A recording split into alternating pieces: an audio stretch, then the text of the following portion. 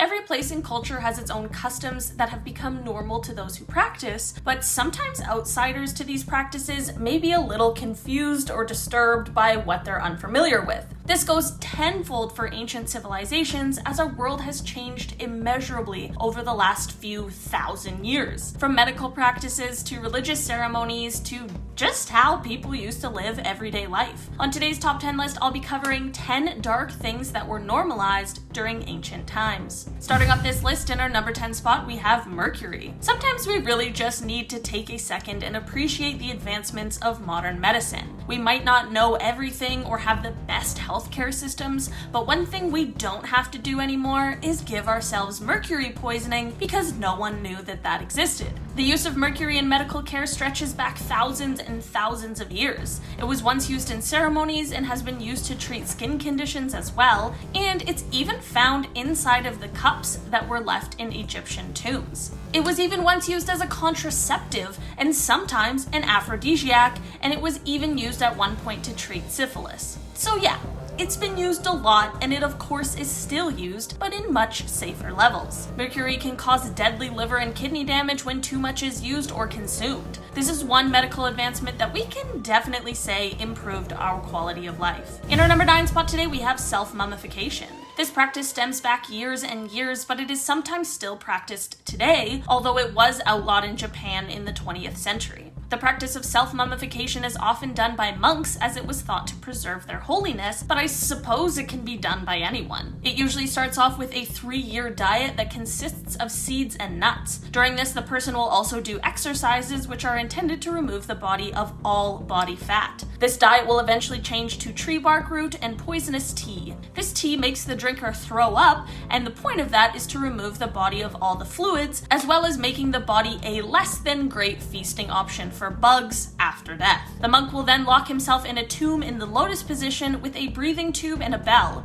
The bell will be rung to signal he is still alive, but once he has passed, the tomb will be sealed up. This process seems a little grim, but it has proven to be successful for many monks over the years. In our number 8 spot today, we have death consumption. There are some cultures that had a practice of eating their dead. These rituals would of course have a lot to do with their beliefs, and in some places it was believed that the dead would be taken by soul eaters, and this ritual was done in an attempt to stop it. The first steps in this process would be to cremate the body. After this, they would grind up the biggest bones with a pestle and mortar, and from there they would have a base for food, usually a soup. If this practice was discontinued, it would be believed that the soul eaters would continue consuming everyone's life force until the whole world ended. So, while it might be strange or dark for us to think about doing this, the way we live must look pretty gruesome to the people who once believed this. In our number 7 spot today, we have the Thookkam festival. This festival stems back to ancient times, but it was only recently banned by the Indian government. This festival used to take place in temples that are devoted to the goddess Kali, as it is meant to appease her. This ritual sees people being pierced with hooks and then hoisted up into the air on a frame, where they will then stay for a few hours. The people who were up in the air were carried around the temple a few times, while the others partaking in the ritual would dance. The blood that was spilled was offered to Kali.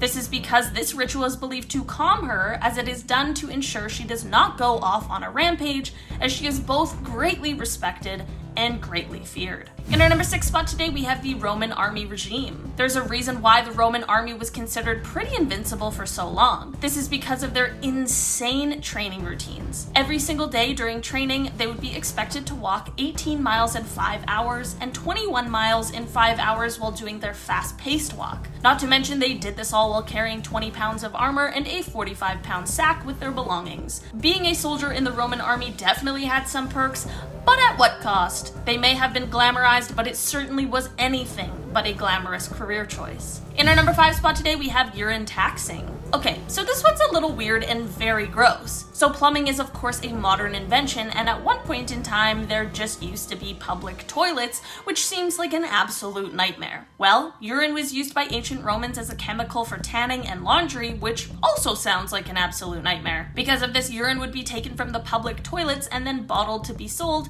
and of course it was taxed. Imagine having to pay tax on pee.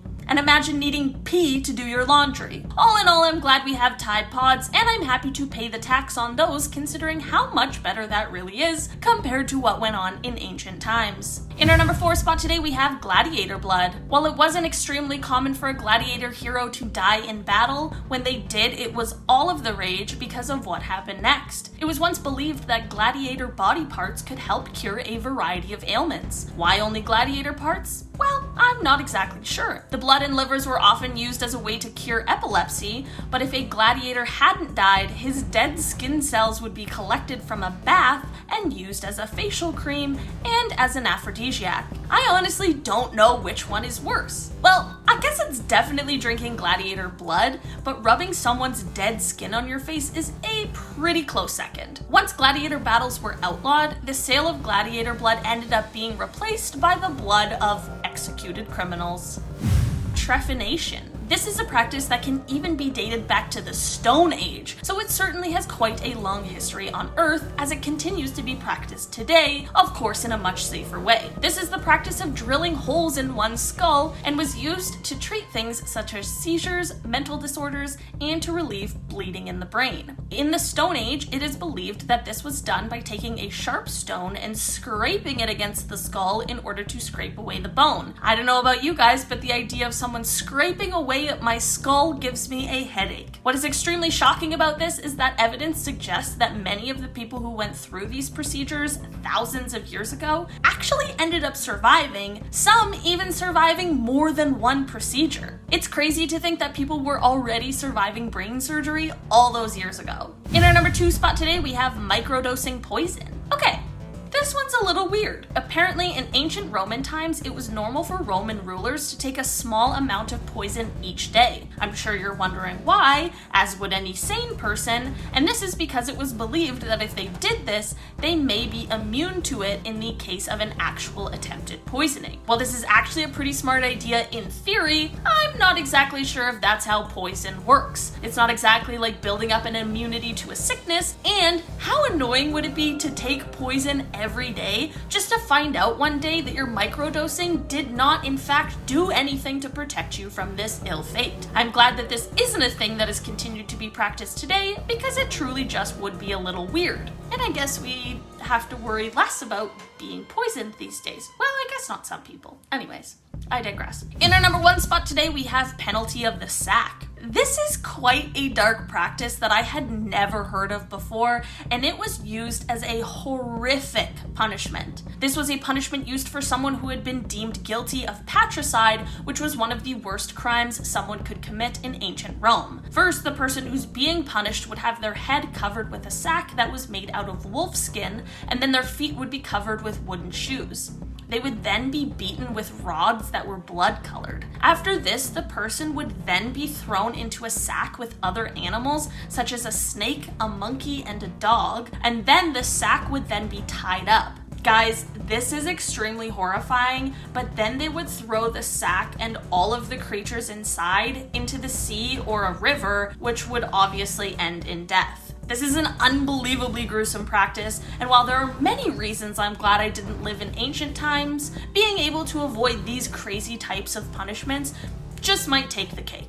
Alright guys, that has been our list for today. Thank you so much for checking it out. If you guys know of any crazy, dark, ancient practices that were normalized, please let me know down below in the comments. Make sure you guys hit that thumbs up button if you've enjoyed the video today. I've been your host, Olivia Kozlowski, and I'll see you next time. Bye guys! So while it might be strange or dark for us to think about doing, the way we live, so while it might be strange or dark for us to think about doing this, the way that we live must look pretty grim to the way we live must look pretty gruesome to the people who once believed this.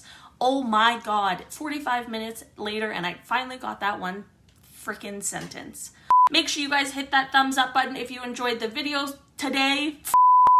Freaking sentence. Thookkam Festival.